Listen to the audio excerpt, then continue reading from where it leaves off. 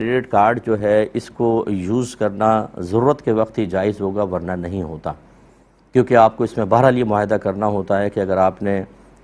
مطلب زیادہ اخراجات کر لیے ہیں تو آپ کو انٹرسٹ دینا پڑے گا بینک کو، اور یہ شرعاً جائز نہیں ہے۔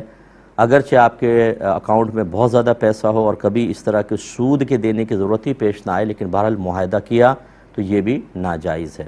وہاں کریڈٹ کارڈ کے استعمال کی اجازت ہوتی ہے کہ اگر آپ کیش لے کر نکلیں تو لٹ جائیں گے آپ، اور یا پھر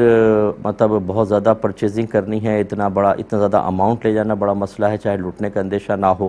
آسانی ہو جاتی ہے اس میں، اور یعنی اس طرح کا خطرہ ہو جان کا، مال کے لوٹ جانے کا، اور پھر اس میں ساتھ ساتھ آپ کو یقین ہو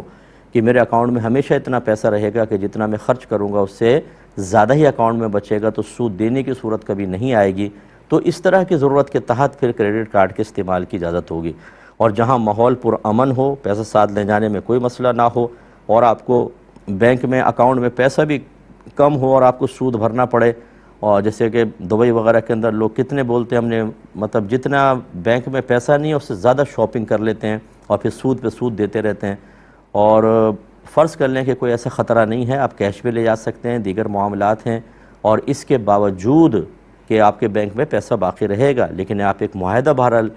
سائن کرتے ہیں تو پھر یہ ناجائز رہے گا۔ سخت ضرورت میں استعمال کر سکتے ہیں، بہتر ہے کہ ڈیبٹ کارڈ وغیرہ یوز کیا جائے۔